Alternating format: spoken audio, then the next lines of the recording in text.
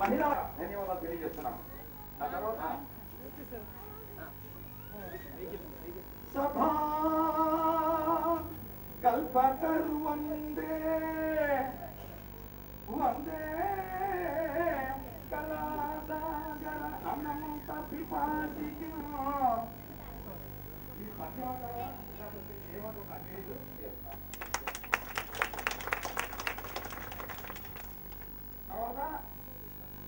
గర్భస్రావం చేయించుకునే హక్కు మహిళలకు కూడా అవుతా. ఎందుకంటే కూడా ఇప్పుడు కూడా అమెరికాలో రాజకీయాల్లో పెద్ద చర్చ గోడకు రద్దవుతాం. మన దేశంలో 1974లో మహిళలకి పూర్తి స్వేచ్ఛనిచ్చారు. అంటే చట్ట రూపంలో అత్యంత ఉదారమైనటువంటి భావాలు ప్రదర్శించినటువంటి రాజ్యాంగ వ్యవస్థ అందుకు గర్వించాలి. కానీ అది చాలు. ఒక సమాజంలో నిజమైన మార్పు కావాలి అంటే ఆ చట్టం రాజ్యాంగంతో పాటు మన కుటుంబం, మన సమాజం, మన ఆర్థిక వ్యవస్థ, ఈ రాజకీయాన్ని నడిపే రాజకీయ పార్టీ, ఈ నాలుగుట్లో కూడా మార్పు కావాలి. కుటుంబంలో మనమే తెలియకుండా ఈ ఆడమగ వివక్షత్వం పెంచే ప్రయత్నం చేస్తాం. నేను మా ఇంట్లో ఎప్పుడు కూడా నా పెళ్ళి నేనే కడుక్కుంటాను. భోజనం చేసే ముందు, భోజనం చేసే తర్వాత. చాలా మందికి చాలా విచిత్రంగా ఇదేమిటి పని కడుక్కుంటాడు.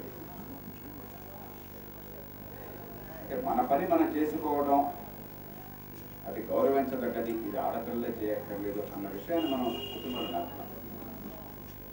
మన ఇంట్లో మగపిల్లలు ఆడపిల్లలతో పాటు సమానంగా వాళ్ళు పని కట్టడానికి వచ్చి మనం చెప్తాం, ఇంట్లో మగపిల్లడి అక్క గడుగుతుంది అని చెప్పాను. అంటే మనకు తెలియకుండానే మనం ఈ పాతకాల ఆలోచనలు పిల్లలు ప్రవేశిస్తున్నాం. ఆ తర్వాత మనం బాధపడుతున్నాం. వీడు రేపొద్దున కాలేజీకి వెళ్ళి ఇంకో ఆడపిల్లని వేధిస్తున్నాడు, లేకపోతే సొంత చెల్లెల అక్కైనా కూడా పురుషులో ప్రవర్తిస్తున్నాడు, మగవాడు అహంకారంతో అని మనం అనిపిస్తే మనం అంటే కన్నీళ్ళు పరిగెత్తుకుంటాం. ఎన్నో రకాలుగా వీళ్ళ మనసులో ఈ భావాన్ని, మేము అతిథిలో ఉన్న భావాన్ని మనం రాస్తాం. కాబట్టి కుటుంబంలో మనం కొంత బాధ్యత తీసుకోవాలి. ఆడపిల్లలకి చదువు మగపిల్లలతో సమానంగా ముఖ్యం చెప్పిన తల్లులంతా కూడా గట్టిగా పోరాడి తీరాలి. మగపిల్లడికి అవకాశాలు ఇచ్చారు ఆడపిల్లకి. ఇక్కడికి వచ్చిన నర్సయ్య గారు మరియు ఈ కొవ్వూరు నియోజకవర్గం అభ్యర్థి, ఆయన సామాన్య రతికోట నుంచి వచ్చి కూడా ఆడపిల్ల మగపిల్ల తేడా లేకుండా చక్కగా అమ్మాయికి చూశాడు. పోస్ట్ గ్రాడ్యుయేషన్ చక్కగా చేసి రేపే వివాహం కాబోతున్నాను. ఆత్మస్థైర్యం ఆ చదువు నుంచి వస్తుంది. చదువు అనేది లేకుండా, నైపుణ్యం అనేది లేకుండా, నా కాళ్ళ మీద నన్ను బతకగలన విశ్వాసం లేకుండా మీరు ఎన్ని చట్ట రూపాల్లో అధికారాలు హక్కులు ఇచ్చినా కూడా ఆత్మస్థైర్యం రాదు. రెండోది, చదువుకున్నా కూడా ఆడపిల్లలకి పెళ్లి విషయంలో మనం చాలా అన్యాయం చేస్తున్నాం. మనం చెప్పినట్టే పెళ్లి చేసుకోవాలని చెప్పని మన గీత దాటాలన్న భయంతో ఆ పిల్లని అపురూపంగా పెంచుకునే చివరికి వాడు ఎవడో తెలియకుండా వాడికి చేస్తాడు. ఈ మధ్యకాలంలో మీరు చూస్తే 4 నెలల్లో పెళ్లిళ్ళని కూడా పడిపోతున్నారు. ఈ లోపల హింసకి గురవుతున్నారు. ఈ లోపల సపోర్ట్ చేసి గోడని బహుమానాలు ఇస్తే గోడకు లభిస్తే ఆ డబ్బంతా కూడా గాయచి దానికోసం కూడా వస్తుంది. కాబట్టి ఆడపిల్లకి పెళ్లి ఒక అందమైన అనుభూతి కావాలి, జీవితంలో పంచుకోవడానికి ఒక వరుడు కావాలి. కానీ జీవితంలో తాళి కట్టాను కదా అని చెప్పని సంఖ్యలు వేసేవాడు కావాలి. కొంచెం ధైర్యంతో ఒక నెల అటు ఇటైనా పర్లేదు, కంపెనీకి పోతుంది ఆడపిల్ల వదిలించుకోవాలని చెప్పిన భావంతో కాకుండా ఆడపిల్లకి మంచి జీవితం కావాలన్న భావన మనలో లేకపోతే చదువు అనే అవరోధం దాటినా కూడా పెళ్ళి అనేది సంఖ్యలో చాలా ఇటీవల కాలంలో చాలా వేగంగా పెళ్లిళ్ళు జరుగుతుంది. మహిళలకి స్వేచ్ఛ కుటుంబానికి ప్రమాదం కానట్లేదు. కుటుంబాలు బలంగా పెరగాలి, ఇటు మహిళలకి స్వేచ్ఛ ఉండాలి. రెండు కలవాలని చెప్పంటే మనసు పట్టి పెళ్లి చేసుకునే కావాలి, ఆలోచన చేసుకునేది కావాలి, బుద్ధిగా చేసుకునేది కావాలి. మూడోది, సమాజంలో బయటకు వస్తే ఓ పక్కన ఆడపిల్లల పట్ల మనం గౌరవాన్ని దృష్టిని చూపెడితేనే మరొక ఒక రైలెక్కాలంటే మరి ఉత్తరాదిలో అయితే కనీసం దక్షిణాదిలో కొంచెం కారణాలుగా ఆడపిల్లల బస్సులో రైల్లో కొంచెం మిగతా వాళ్ళకి వచ్చింది. అక్కడే మేము కాలేజీకి వెళితే ఈ చెత్త సినిమాలు, చెత్త టీవీ సీరియల్ పుణ్యం అని చెప్పని మోహానికి ప్రేమకి తేడా తెలియక మరి ఆ వయసులో సహజంగానే కొంత ఆకర్షణ ఉంటుంది. దానికి లోనై మనం పెంచిన విధవాలే, వాడు వేరే వాళ్ళేం కాదు, మన పిల్లలు ఎక్కడి నుంచి వచ్చాడు కాదు కదా, పాకిస్తాన్ కాదు కదా మన పిల్లలు. వీళ్ళు ఆడపిల్లలు వెనకాల పడి తీసుకెళ్తున్నారు. ఈ అమ్మాయికి నువ్వు చెప్పే పిల్లలు నాకు అర్థం కావట్లేదా, నాకు అలాంటిది ఇష్టం లేదని చెప్పంటే కసి పెంచుకోవడం. కొన్ని సందర్భాల్లో మనం చూస్తున్నాం, పత్రికలు టీవీ చూస్తుంటే పిల్లలు తిరిగి వస్తే అవుతుంటాం. మళ్ళీ అక్కడ కూడా చట్టం అక్కడే చాలు. మనం మన పిల్లల్ని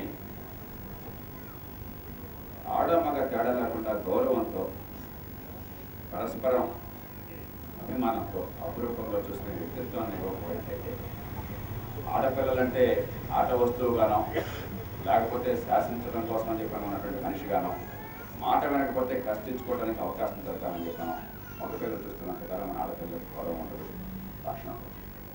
దానికి కూడా సమాజం బాధ్యత తీసుకోవాలి. చట్టం పని చట్టం చేయాలి, కానీ చట్టంతోనే సమాజంలో ఉన్న సమస్యలు పరిష్కారం. ఇక రాజకీయ సంగతి ప్రధానంగా రాజకీయ పార్టీల సమస్య. రేపు పొద్దున 3వ వంతు రిజర్వేషన్ ఇచ్చినా కూడా నేను మీకు గ్యారంటీ ఇస్తున్న ఇక్కడ వాళ్ళకి అవకాశాలు రావు. వాళ్ళ కొడుకుల భార్యలకి, వాళ్ళ భార్యలకి, వాళ్ళ కుటుంబ సభ్యులకి ఇచ్చుకుంటాం. యువత పేరుతో వచ్చినా, మహిళల పేరుతో వచ్చినా కూడా ఆ డబ్బు ఉండాలి, వాళ్ళ కుటుంబం వాళ్ళు కావాలి, వాళ్ళకి ప్రాక్సీలుగా ఉండాలి తప్ప సమాజంలో నిజంగా శక్తి ఉన్న వాళ్ళు, ఆసక్తి ఉన్న వాళ్ళు, నాయకత్వం ఉన్న వాళ్ళు ఎదగాలన్న కోరిక పార్టీలు. కాబట్టి పార్టీని ప్రజాస్వామికీకరణ చేయాలి. పార్టీని సొంతం చేసుకోవడానికి మహిళలు, యువత ముందుకు రావాలి. మేము పల్లకిరి మోసే బోయేలం కాదు, జెండాలు పట్టే కూలీలం కాదు. మాకు భావాలు ఉన్నాయి, ఈ ప్రజల్లో ఆలోచన పెంచుతాం. అనుకున్న రీతిలో ఈ పన్ను డబ్బులు సద్వినియోగం ఏర్పాట్లు చేస్తాం. అనుకున్న రీతిలో విధానాన్ని, శాసనాన్ని రూపొందిస్తాం.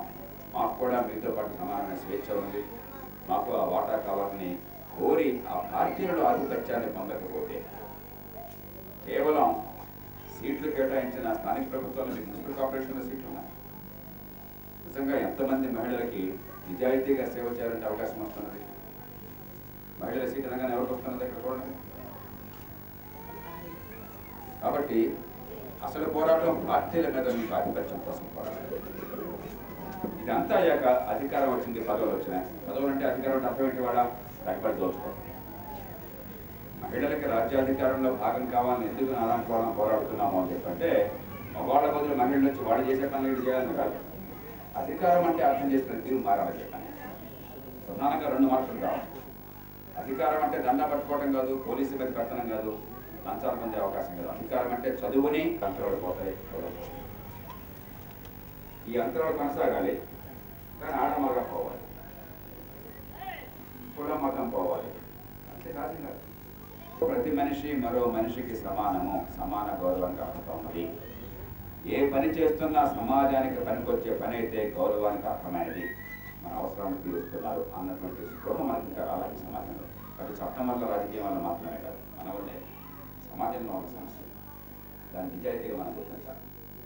ఒక మనిషిని చేస్తున్న వృత్తిని బట్టి, పనిని బట్టి గౌరవించడం కాకుండా, చేసే పని మంచిదైతే మీ జిల్లా కలెక్టర్ని ఎంత గౌరవించి నెత్తి పెట్టుకుంటారో అంతకంటే ఎక్కువగా మీకు వెంకటేశ్వరపురంలో తూముల కూడి పెట్టించే ప్లంబర్ని గౌరవిస్తే, ఒక విలువైన పని చేస్తున్నాడు ఆ ప్లంబరు, ఆ పని చేయకపోతే మనకు తూములన్నీ కూడుకుపోతాయి, ముక్కులన్నీ మూసుకుపోతాయి, అనారోగ్యం వస్తుంది. కాబట్టి గౌరవించదగ్గ పని, మంచి ఆదాయం పొందదగ్గ పని, గర్వించదగ్గ పని మనం నిజంగా మనసు నుంచి గుర్తిస్తే అప్పుడు ఈ సమాజంలో మిగతా మార్పులు చేయడం వస్తాయి. ఆ మార్పులు ట్రై చేస్తున్నారు, దానికి మన దగ్గర ఉండదు. దానికోసం ట్రై చేస్తున్నారు. మహిళల పోరాటాన్ని మిగతా వాళ్ళ పోరాటం నుంచి వేరు చేయడం అది కృత్రిమం అవుతుంది. ఈ దేశంలో అంతరాలు తొలగించే పోరాటం, కులాన్ని అంతం చేసే పోరాటం, అంతస్తులకు వ్యతిరేకంగా ఉండే పోరాటం, అన్ని రకాల పనులకి గౌరవాన్ని ఇచ్చే పోరాటం, ఆత్మస్థైర్యాన్ని గౌరవించే పోరాటం, ప్రతి పెట్టికి ఎదిగే అవకాశాన్ని ఇచ్చే పోరాటం, మధ్యలో ఇంటి పోరాటం భాగం. చివరిగా ఒక మాట, ఇప్పుడున్న మగవాళ్ళకి, మహిళలకి స్వేచ్ఛ అంటే మగవాళ్ళకి సంఖ్యలు అంటారు. మహిళలకి సంఖ్యలు వేసి మగవాళ్ళు కూడా సంఖ్యలు వేసుకుంటున్నారు. మహిళలకి స్వేచ్ఛ, మగవాళ్ళకి కూడా విముక్తి. ఈవేళ ప్రతి పనికి కూడా ఇది మగవాళ్ళు చేసే పని, మగవాళ్ళు చేయగల పని, ఇది ఆడవాళ్ళు చేసే పని, ఆడవాళ్ళు చేయగల పని. ఇలా అంతరాలు సృష్టించి కృత్రిమంగా మనం విభేదాలు పెట్టుకున్నాం. ఈ అంతరాలు తొలగించి ఆ కుటుంబంలో బరువు బాధ్యతలు సమానంగా ఉండడం మారితే మగవాళ్ళకి కొంచెం బరువు తగ్గించాలి. ఇవాళ లేనిపోని బరువులు ఎత్తుకుని దాని మీద కసి పెంచుకుని నేను పెద్దవాడన్న మూడవాళ్ళ ఆధిక్యత భావంతో కుటుంబాలు ఆనందం పోగొట్టుకుంటున్నారు. కాబట్టి ఒకళ్ళకి లాభం, ఇంకోటి నష్టం కాదు. ఇదేమి జీరో సంఖ్య కాదు. ఇది అందరికీ కూడా మన ఆనందాన్ని పెంచేది, మన కుటుంబాల భవిష్యత్తుని కాపాడేది. అందుకని నిజమైన పరివర్తన మన సమాజంలో మన మనసులో రావాలి. ఈ మధ్య ఒక అమ్మాయి 4 నెలలకే మరి భార్యాభర్తలు చెడిపోయి వచ్చినప్పుడు ఆ భర్త తాగిన మత్తులో బాగా చదువుకున్నాడు, ఇన్ఫర్మేషన్ టెక్నాలజీ పనిచేస్తున్నాడు, అమ్మాయి చదువుకున్న అమ్మాయి ఉద్యోగం చేస్తున్నాడు. తాగిన మత్తులో ఏం మాట్లాడాడో వీళ్ళు సెల్ ఫోన్స్ ఉన్నాయి కాబట్టి నాకు రికార్డింగ్ జరగక చాలా మంది నేర్చుకున్నారు. ఆ రికార్డింగ్ వినిపించింది.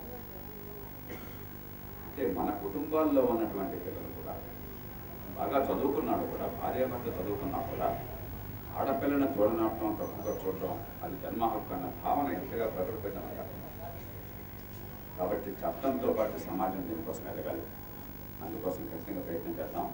పరిస్థితులను కొద్దీ బాగుపడుతున్నాయి, మరింత బాగుపడతాయనే విశ్వాసం నాకున్నది. ఆ బాగు ప్రధానంగా మన స్కూళ్లలో, మన కుటుంబాల్లో జరుగుతుంది. మన సమాజంలో మన ఆడపిల్లలకి మనందరి కోసం రక్షణ జరుగుతుంది. అందుకోసం కలిసి పోరాడదాం. రాజకీయ పార్టీని ప్రదర్శన చేద్దాం. రాజకీయం కేవలం కోటీశ్వరుడు నెలవు కాకుండా, దేశాన్ని దోచుకునే వాళ్ళు అడ్డా కాకుండా, ఈ దేశంలో మంచి పరిపాలన, మంచి బతుకు, మంచి ఉమ్మడి అవసరాలు, దానికోసం పరితపించే అందరికీ రాజకీయం మార్గంగా అవకాశంగా నిలబెడుతుంది. రోజు కోసం మనం పోరాటం చేద్దాం. అందుకు మీరంతా కూడా ఎక్కడో వెంకటేశ్వరపురం వార్డులో ఎవరు పట్టించుకోకపోయినా కూడా ఈ ఉదాత్తమైనటువంటి అవకాశమైన పరిస్థితి ప్రతి ఏడాది కూడా అందరూ కలిసి కూర్చుంటున్నారు, చర్చ పెడుతున్నారు. ఇలాంటి ఏర్పాట్ల నుంచే, ఇలాంటి చిన్న చిన్న ప్రయత్నాల నుంచే, పట్టు వదలకుండా ప్రయత్నాలు చేస్తే దాని నుంచే సమాజంలో మార్పులు వస్తాయి. సమాజంలో మాత్రం పెద్ద నినాదాల నుంచి రావు. మంచి నాయకత్వం ఎక్కడో ఢిల్లీలో, హైదరాబాద్లో రాదు, ఇక్కడ మన ఊళ్ళో, మన వాటిలో వస్తుంది. మంచి ఆలోచన నుంచి వస్తుంది. నిజమైన మార్పు నాంది. అందుకు మమ్మల్ని మనసారా అభినందిస్తూ మరోసారి ఈ అంతర్జాతీయ మహిళా దినోత్సవ సందర్భంగా మహిళలందరికీ శుభాకాంక్షలు తెలియజేస్తూ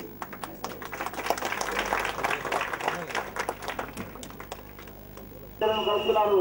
మన మైనార్టీ సోదరులను మద్దతు తెలియజేయమని అడుగుతూ మన మైనార్టీ సోదరుల